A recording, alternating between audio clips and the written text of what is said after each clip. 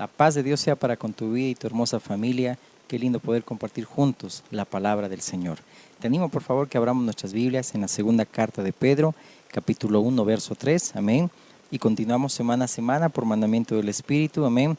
Esta serie de mensajes para levantamiento y no de caída, de consolación, de edificación y de exhortación. Amén. De las promesas de Dios. Que Dios siempre cumple sus promesas. El compromiso que tenemos para con Dios por medio de su palabra. Amén.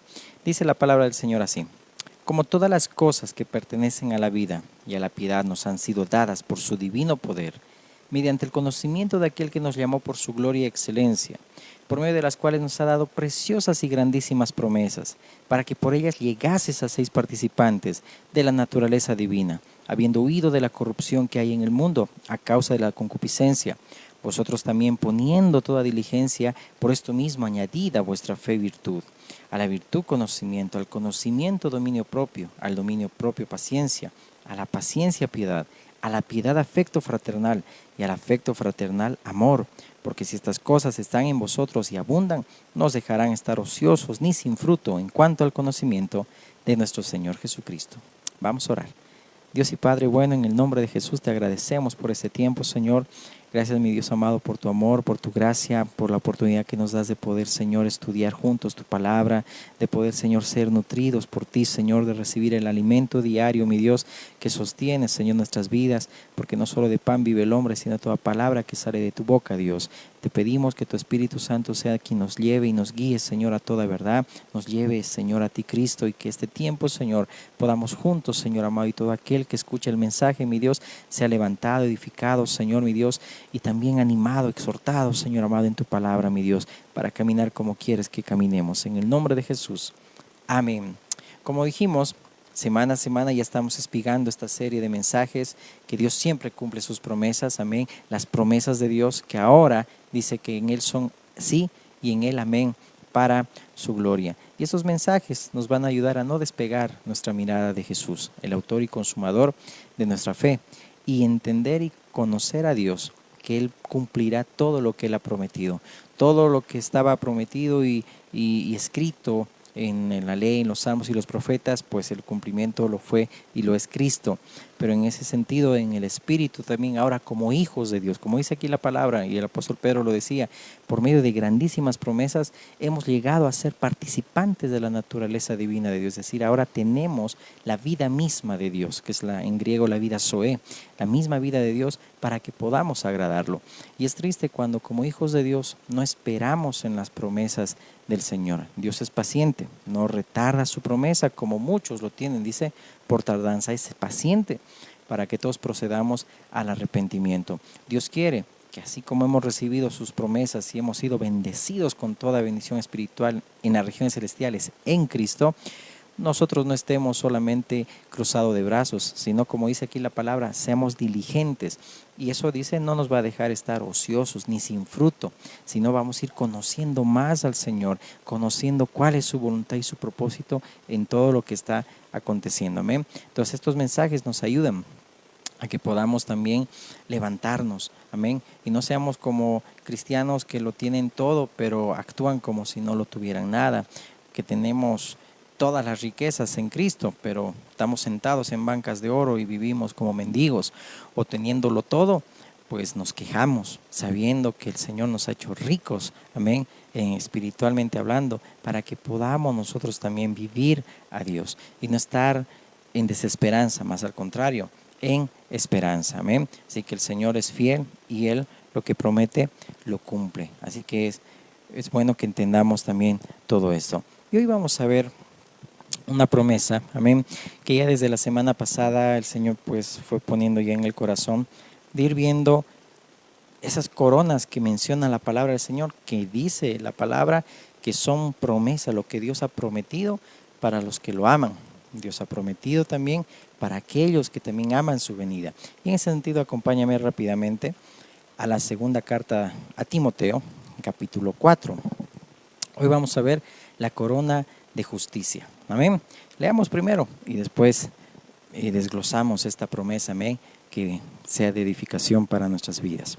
Dice así la palabra de Dios: te encarezco delante de Dios y del Señor Jesucristo, que juzgará a los vivos y a los muertos en su manifestación y en su reino, que prediques la palabra, que instes a tiempo y fuera de tiempo, redarguye, reprende, exhorta con toda paciencia y doctrina, porque vendrá tiempo cuando no sufrirán la sana doctrina, sino que teniendo comezón de oír, se amontonarán maestros conforme a sus propias concupiscencias, y apartarán de la verdad el oído, y volverán a las fábulas.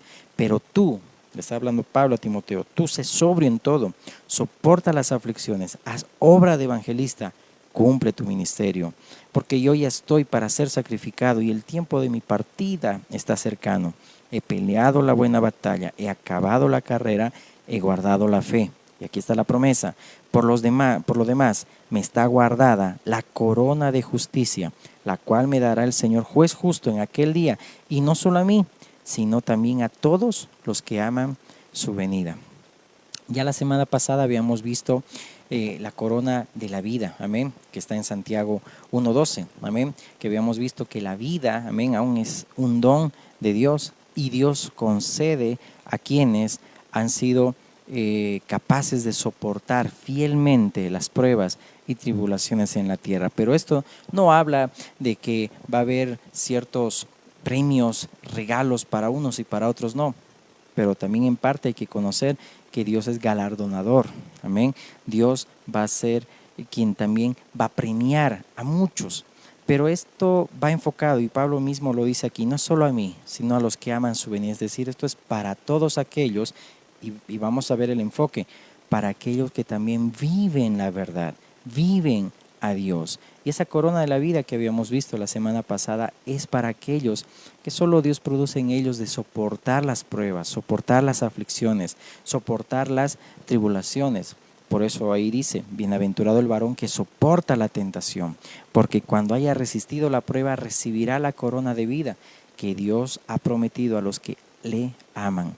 Y esa corona, dijimos, no es un adorno, sino una representación simbólica, ¿no?, de reconocimiento de Dios por haber triunfado espiritualmente en esta vida. Y ahí en el original griego, esa palabra corona, dijimos, se refiere a un premio, ¿no? Y el término no se refiere, dijimos, a una corona real, como llevan los reyes o los gobernantes, sino que se describe como una guirnalda, que en la antigüedad, por ejemplo, se colocaba sobre la cabeza de un atleta, alguien que era vencedor, como un emblema de honor, de triunfo en una competencia. Por eso que Pablo ahí en las cartas a los Corintios bien resaltaba, decía, y corramos de tal manera que lo obtengamos. Y no está hablando de que corramos y obtengamos la salvación, porque sabemos y la escritura es clara que no depende de quien quiere ni del que corre, sino de Dios quien tiene misericordia. Pero sin embargo, aquí habla no de alcanzar la salvación por méritos, pero al contrario, correr ya en ese camino de salvación, ofrendando nuestras vidas a aquel que nos amó y a aquel que nos redimió. Me gusta mucho cuando hay personas que tienen temor de Dios, pero están a un punto de entrar al reino de los cielos, y no voy a abundar mucho en eso, pero hay personas, y a nuestro alrededor vemos, a veces juzgamos de esta postura, o este es de tal religión. Hay mucho temor de Dios en muchas personas que, por ejemplo, yo escuchaba y ellos, algunos de estas personas, ven a la gracia como un pedestal, por ejemplo, y ellos obviamente quieren alcanzar esa gracia por sus méritos o por sus buenas obras. Pero por el otro lado, los cristianos muchas veces vivimos y decimos que estamos en la gracia y vivimos en la gracia, pero la pisoteamos, no sabemos valorar y no sabemos correr diligentemente, como dice la palabra, y Pablo, el apóstol Pablo, de parte de Dios lo decía, ¿no?, que debemos correr de tal manera que lo obtengamos, correr con paciencia la carrera que tenemos por delante, es decir, esforzarnos por agradar a Dios.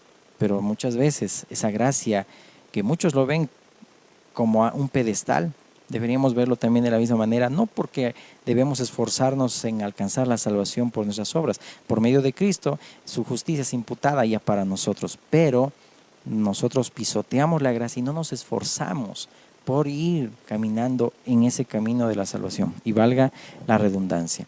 Entonces, la corona de la vida que habíamos visto, y es un poco hacer un preámbulo y una introducción para entrar a esta segunda corona. Esa corona de la vida es la recompensa de Dios para los que le aman y perseveran realmente en la prueba. Y eso no significa, dijimos, una posición real o de autoridad sobre otros, sino que es una señal de un gozo eterno, ¿no?, en la vida ya venidera. Por eso el Señor mismo anunciaba, ¿no?, en el Sermón del Monte: bienaventurados los que padecen persecución por causa de la justicia, porque de ellos es el reino de los cielos. Bienaventurados sois cuando por mi causa os vituperen y os persigan, digan toda clase de mal contra vosotros mintiendo. Gozaos y alegraos, porque vuestro galardón es grande en los cielos. Eso está en Mateo 5, 10 al 12.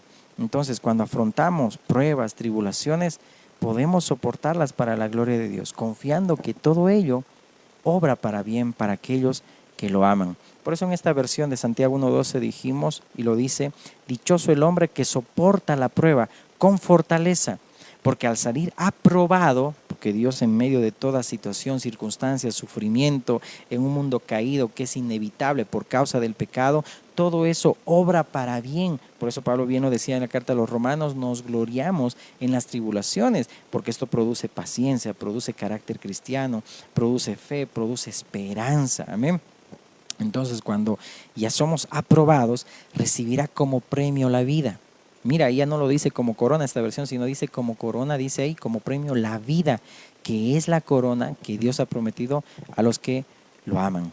Y esa palabra, dijimos, en griego es guirnalda, que en griego es estéfanos, esa palabra corona, como una etiqueta de realeza, un premio en los juegos públicos, esa era la idea, el enfoque, o un símbolo de honor general.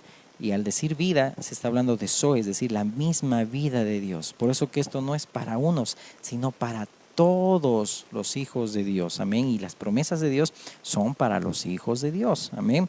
Y esa promesa de la corona de la vida es para todo aquel que soporta la prueba. Y en medio de toda esa situación que es difícil, y la fe es probada como el oro, es decir, por fuego, para que seamos de alabanza y la gloria de Dios, para que realmente se pruebe quiénes son de Dios y quiénes no. Dios tiene que cernir, así como el trigo y la paja es desechada, pero el trigo también es apto y es bien una simbología, como lo dice también el Señor, amén, de que en el último tiempo, de la misma manera, ángeles mandará el Señor y quitará la paja del trigo, y se demostrará ahí quiénes son los justos, quiénes son de Dios, quiénes son de Cristo. Amén. Entonces, ahora bien, entrando ya a esta otra promesa, que es la corona de justicia. Hemos leído y ahora hay que ver el enfoque.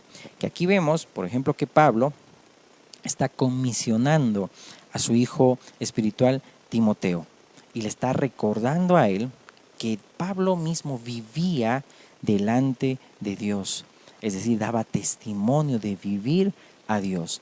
Y eso es bueno, que debemos nosotros recordar también cuando alguien se encomienda al Señor, o encomendamos también, cuando Pablo mismo decía: ya está pronta ya mi partida, ¿no? Es decir, te encomiendo, es decir, hay una encomienda, y perdón por la redundancia, ¿sí? Pero poder nosotros entender aquellos que también ya nos han antecedido y vivieron a Cristo.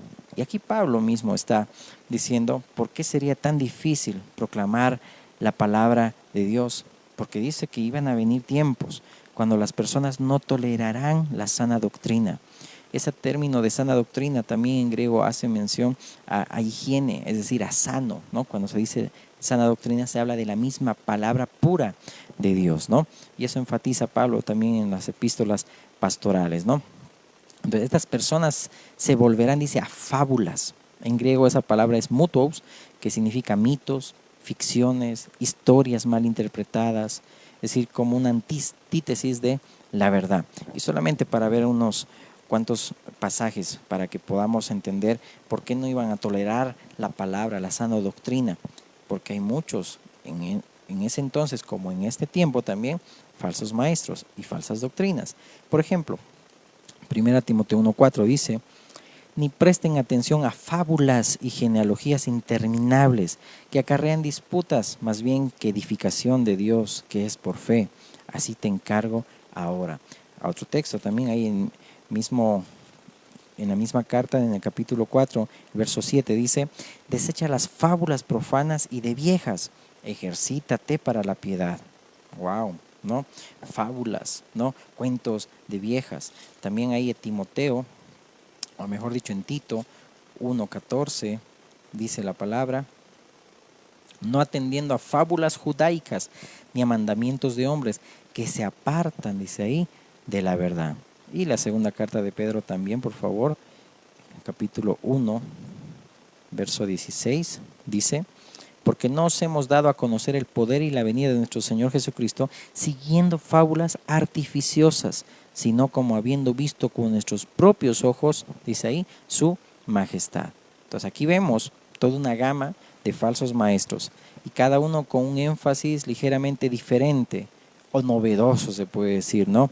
Que prácticamente les parece interesante a los oyentes. Es como hoy en día, motivaciones, mensajes de motivación, de positivismo, pues, o dar duro trato al cuerpo, y eso no contrarresta contra los apetitos de la carne, y bien lo dice también ahí el libro de Colosenses. Amén. Ahora bien, entonces no puede haber en ese sentido una verdadera satisfacción, porque solo la palabra de Dios y recibida con humildad y disposición a obedecerla demuestra ser verdaderamente satisfactoria para el alma. Ahora bien, Pablo pensaba que no viviría muchos años más, entonces creía que ya estaba para ser sacrificado, es decir, una referencia al sistema de sacrificios, ¿no? En el antiguo pacto. Entonces Timoteo recibe esa comisión para continuar la tarea de Pablo y le dice, predica la palabra, insta en tiempo y fuera de tiempo, redarguye, reprende, dice ahí, con paciencia y doctrina, ¿no? En otras palabras, ahí Pablo sabía que ya estaba cerca su partida ya para con el Señor, y ahí reflexiona sobre la corona de justicia que está guardada. Esa palabra guardada en griego es apokeitai, que habla de depositado, colocado en custodia, reservado. Y Pablo decía, está reservado ya para mí, y no solo para mí, sino también para aquellos que aman su venida. Es decir, todas estas coronas, todo esto va relacionado a alguien que también vive en integridad y vive predicando la palabra del Señor tal pura como lo es, pero no así los falsos maestros que es decir, que no confían en la justicia misma de Dios. Y ahorita vamos a ir enfocándonos también a ese tema. ¿Por qué lo dice corona de justicia? Y una vez más lo repito, esto es para todos los hijos de Dios, para los que aman su venida. ¿Y quiénes son los que aman su venida? Pues aquellos que realmente han nacido de nuevo, porque alguien que solamente ha sido adoctrinado no va a amar la venida del Señor, y por ende no va a amar vivir la verdad de Dios como cuando ya está partiendo, es decir, vivir nuestros día a día como si fuera el último. Eso es lo que está también aquí enfocando Pablo, amén. Entonces, ahora bien, esa corona de justicia podría ser una corona física que se le daría a Pablo por haber llevado una vida justa mediante el poder del Espíritu Santo que moraba en él, pero también podría referirse a una corona simbólica, porque no te olvides que ya Cristo le había imputado su justicia, ¿no? Y en aquel día en el cielo esa corona se le iba a otorgar a aquellos que aman la venida del Señor, ¿no? Y el apóstol Juan en su primera carta en el capítulo 3, 2 al 3 habla, ¿no? Que el mayor incentivo, amén, para el creyente, para el Hijo de Dios, es una vida recta y la esperanza del regreso de Cristo. A ver, quiero leértelo eso, primera de Juan 3, 2 al 3. Dice así la palabra de Dios. Mirad cuál amor nos ha dado el Padre para que seamos llamados hijos de Dios. Por eso el mundo no nos conoce, porque no le conoció a Él. Amados, ahora somos hijos de Dios y aún no se ha manifestado lo que hemos de ser, pero sabemos que cuando Él se manifieste seremos semejantes a Él, porque le veremos tal, dice ahí, como Él es. Amén. Qué hermoso, ¿verdad? Esa esperanza del regreso de Cristo. Entonces todos heredamos esta corona por la justicia de Cristo, porque obviamente sin la justicia de Cristo no puede obtenerse esa corona, amén, debido a que esta está poseída en justicia y no adquirida a través de la fuerza o el engaño, como a veces son las coronas terrenales, sino que esta es una corona eterna, prometida a los que aman al Señor y esperan ansiosamente su venida, ¿no? Entonces, a través del sufrimiento, a través de la persecución o hasta inclusive la muerte, amén, sabemos que Dios nos va a recompensar, amén, ya en la eternidad. Y Y Pablo lo decía en Filipenses 3:20, mas nuestra ciudadanía está en los cielos, de donde también esperamos al Salvador, al Señor Jesucristo.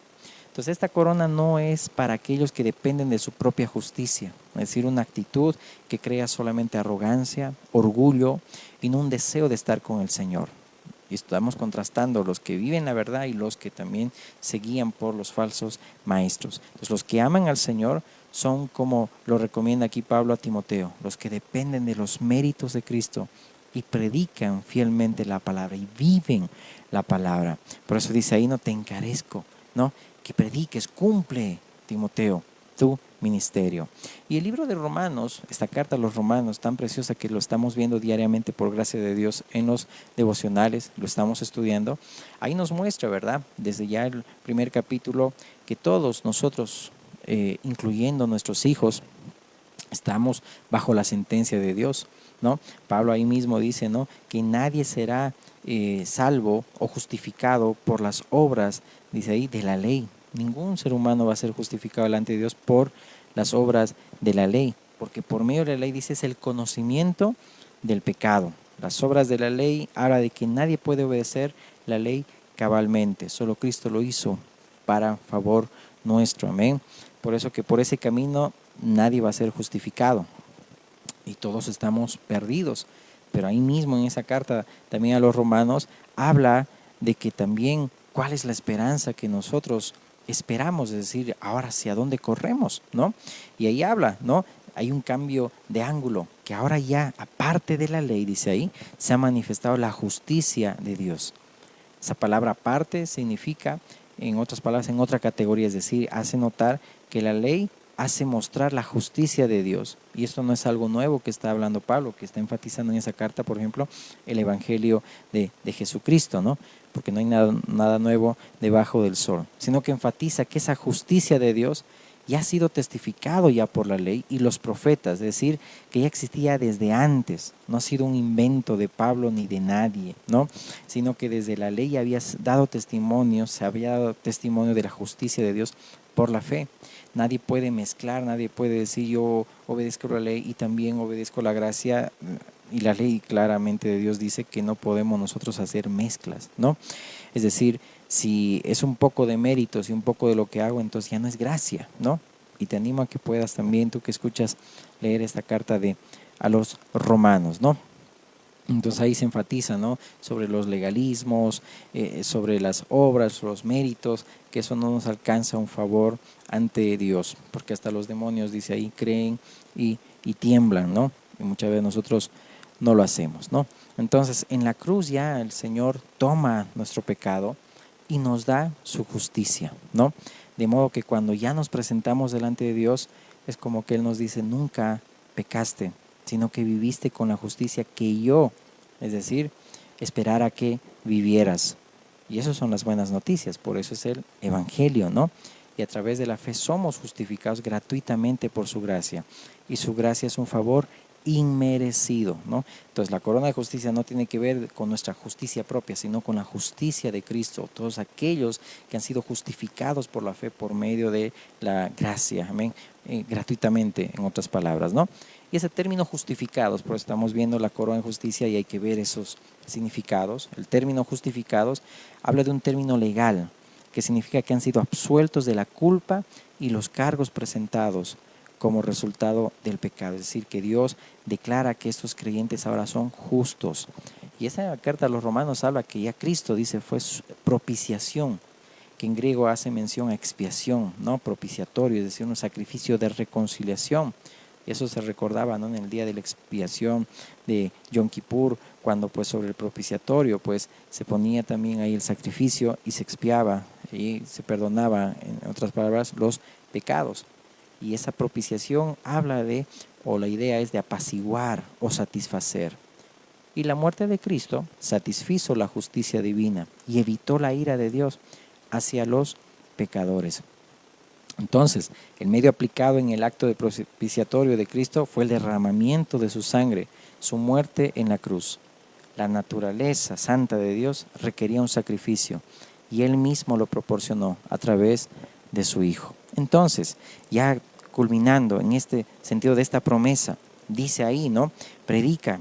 Va a haber momentos donde dice, vendrá el tiempo donde no sufrirán la sana doctrina, sino teniendo comezón de oír, se amontonarán maestros conforme a sus propias concupiscencias y apartarán la verdad del oído y se volverán a las fábulas. Pero tú sé sobrio en todo, soporta las aflicciones, haz obra de evangelista, cumple tu ministerio, porque yo ya estoy para ser sacrificado y el tiempo de mi partida cercano. He peleado la buena batalla, acabado la carrera, guardado la fe. Por lo demás me está guardada la corona, reservada, dice esa corona de justicia, la cual me dará el Señor justo en aquel día, y no solo a mí, sino también a todos los que aman su venida. Y no olvidemos que vivimos en un mundo totalmente hostil, ¿no? Ya, es decir, pero ya nuestros padres, ¿no? Los que nos dejaron ya la fe, vivieron esas mismas también circunstancias que ahorita lo estamos citando en esos tiempos, como también en tiempos atrás, ¿no? Ya nuestros padres han vivido todas estas circunstancias, ¿no? Y también hoy lo vivimos hoy en carne propia, ¿no? Pero ya los que nos han antecedido vencieron, como aquí Pablo le está diciendo a Timoteo, he peleado la buena batalla, hemos vencido, porque solo Dios es quien produce en nosotros, no por nuestras fuerzas, sino Él es quien también produce en nosotros para que podamos vencer las circunstancias. Pero los que nos antecedieron guardaron buen testimonio de la fe con limpia conciencia, y Dios, por lo tanto, está esperando también que pasemos a la próxima generación esa antorcha y que podamos decir también a nuestros hijos, ¿no? Amados en el ministerio, también así como a los hijos naturales, como le dijo Pablo a Timoteo, ¿no? Es decir, cuando ya tenía cita con la muerte, te encarezco delante de Dios y el Señor Jesucristo, que instes a tiempo y fuera de tiempo. Es decir, ahí el apóstol Pablo lo vemos que habló de una manera que sabía que iban a venir tiempos en que los hombres no resistirían la sana doctrina, sino que iban a buscar a quienes hablen lo que ellos querían oír, y se amontonarían maestros conforme a sus pensamientos y los iban a apartar de la verdad y ya no iban a escucharles, es decir, se iban a reír, se iban a burlar de la verdad, y para eso iban a preferir fábulas, ¿no? Por eso Pablo ahí está siendo enfático con Timoteo, le dice, mas tú, hombre de Dios, huye de estas cosas, sigue la justicia, la piedad, la fe, el amor, la paciencia, la mansedumbre. En otras palabras, le está diciendo, tú, Timoteo, hombre de Dios, guarda el mandamiento sin mácula que te fue dado, retén lo que tienes. Es decir, yo ya tengo cita con la muerte, ya terminé mi carrera y para ello te estoy preparando a ti. Yo ya voy a desaparecer del escenario de Dios, pero mi manto ya cae sobre ti. Timoteo, hazlo bien, corre bien como yo corrí, es decir, mantente puro, guárdate, evita de todas esas cosas, es decir, no te contamines, en otras palabras, en el buen sentido, ¿no? Es decir, ahí habla de términos. Mira cómo Pablo le habló también y le encareció y le encomendó también a Timoteo. Y si notamos esto, la forma como lo dice también aquí la palabra de Dios, es decir, Pablo de parte de Dios, está haciendo mención también a que está pasando también en este tiempo todo eso.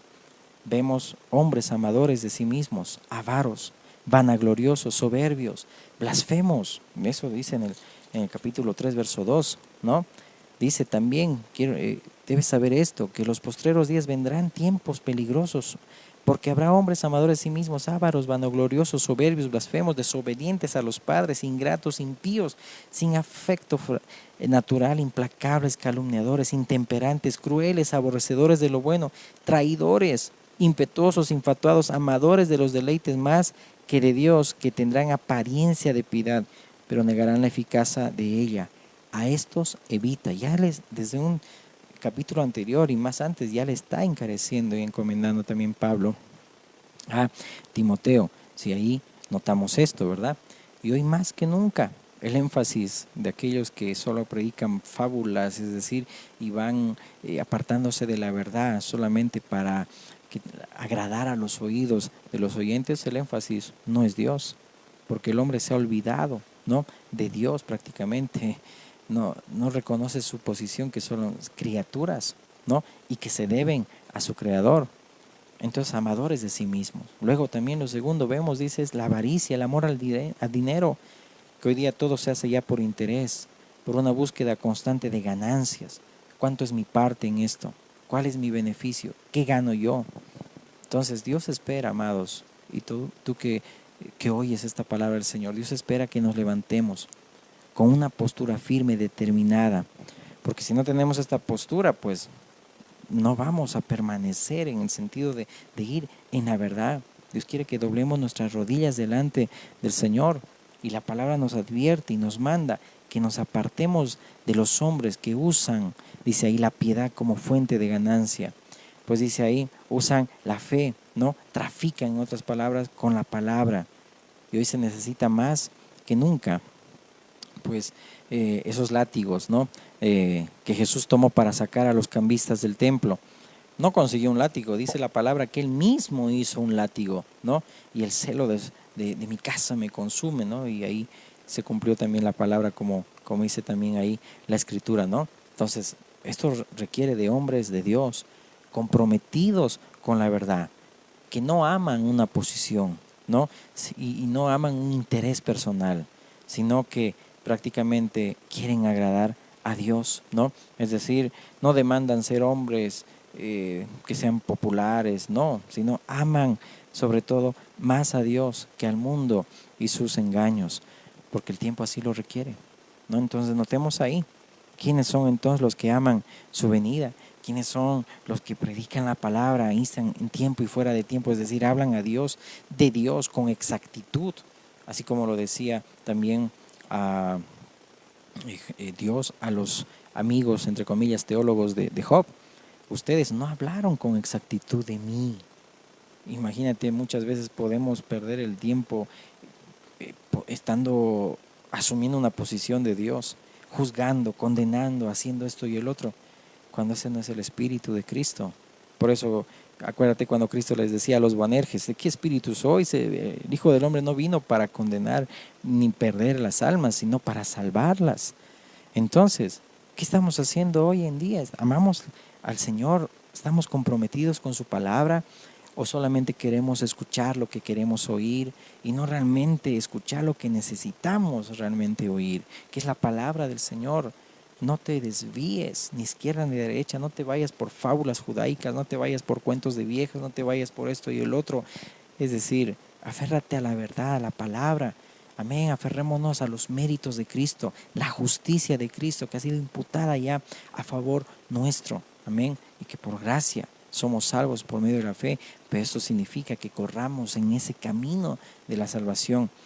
Tenemos ya el favor de Dios, estamos en la gracia, amén, y pues ahora debemos nosotros correr de tal manera que lo obtengamos, amén, y esa corona es de justicia, es para aquellos que aman la venida del Señor, aquellos que aman a Cristo y están comprometidos con su verdad, amén.